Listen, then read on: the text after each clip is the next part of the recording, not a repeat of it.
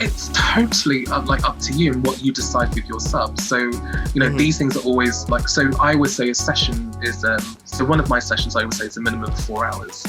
And I say that because I think a lot of time people just assume, the rope fairies come in and it's already done and bang, you're ready to go and play. Right. So it's like the expectation is like, oh, it's like porn, everything's just done for you. Right. So anyone who plays knows 4 hours is like a really good amount of time to have maybe 2 or 3 technical ties and different scenes.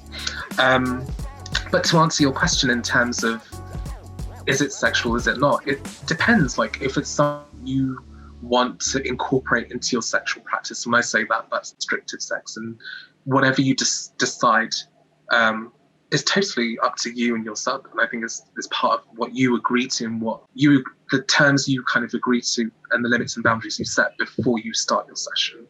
So how does that play out when you're meeting new people? Is that a conversation that you have every time? Do you just put it up front, this is what I'm looking for, and you then see what they're looking for and you find out how you match on that? So I think for me, I screen heavily.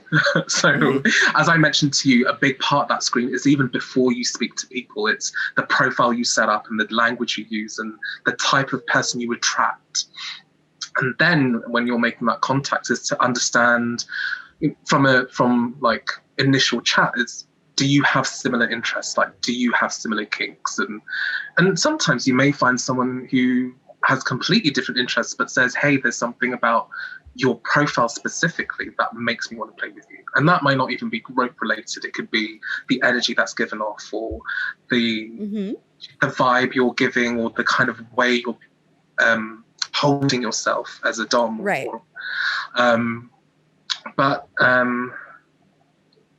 So yeah, in terms of the process, I would always start off and just try and find some common ground. But also I take that opportunity to talk through like what my sessions are like. I tell people that my sessions are 4 hours to manage that expectation. I tell people that normally I would come to them and we'd sit down and they'd make me a cup of tea and then we'd talk about limits and experiences openly and honestly. And then from that, I would also take them through safety. So that would be like asking if they have any personal injuries that can restrict their play based on what could be done in the session, but also things like things like breath control. Is that something that could trigger you, or is that something that you're comfortable with?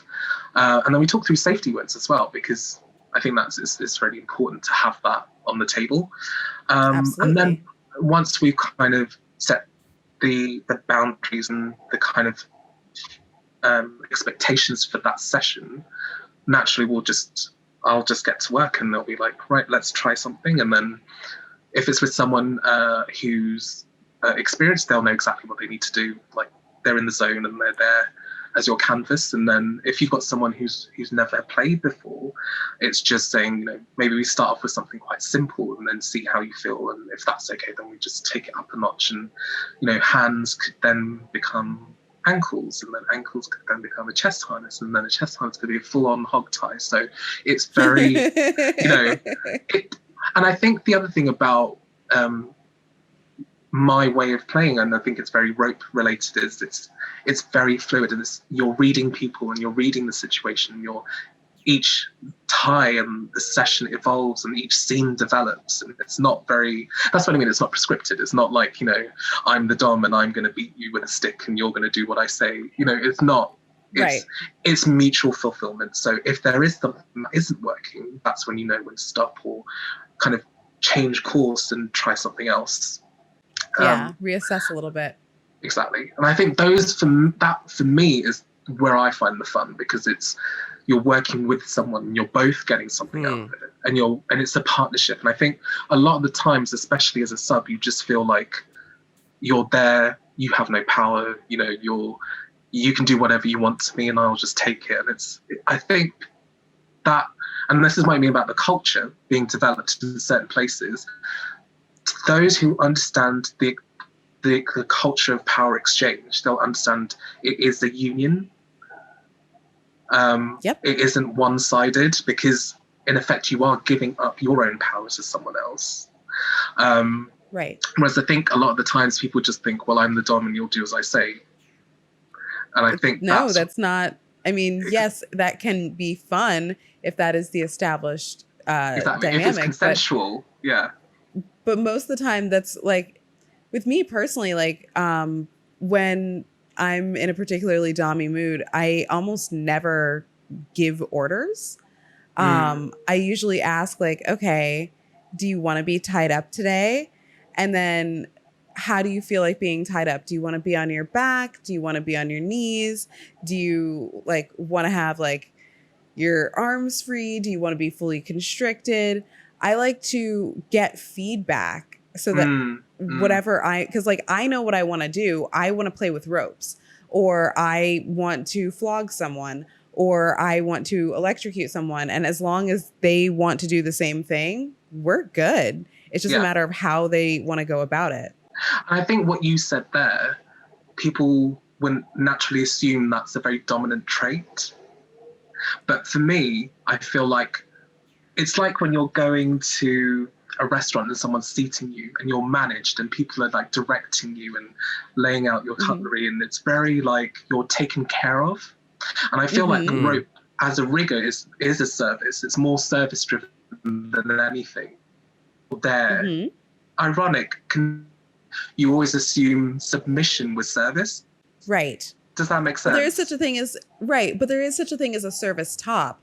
And I think that a lot of people ignore the service topping side, and they assume that if you're into service, then you're obviously a sub, which isn't the case.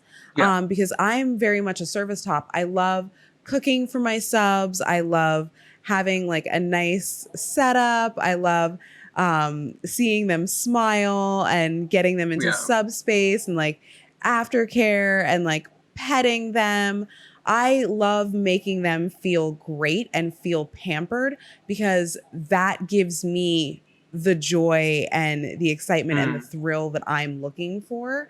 So though technically I am still in control of the situation, it's very much a like give and take, and it's a conversation. I feel like it's solving a puzzle with a partner. Yes. Yeah. And like, I kind of just wanted to point out, like, to John as well, like, it's who may not be as close to it, is we've talked extensively about rigging and shibari and so on, but none of the talk has been very sexual yet. Like, we will get to it, I'm sure we will.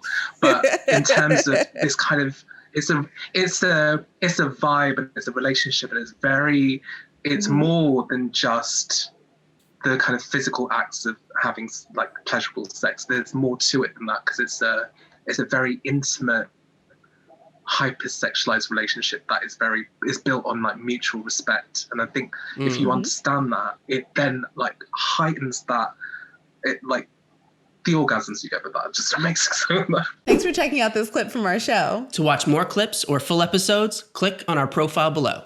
If you want to stay up to date on all of our new episodes and videos, click subscribe. And if you have any ideas for future guests or topics that you would like to see us cover on the show, leave us a message in the comments or connect with us on any of our social media channels at Funtime Program. Or on our website at funtimeprogram.com. We'll see you in the next one. Bye-bye.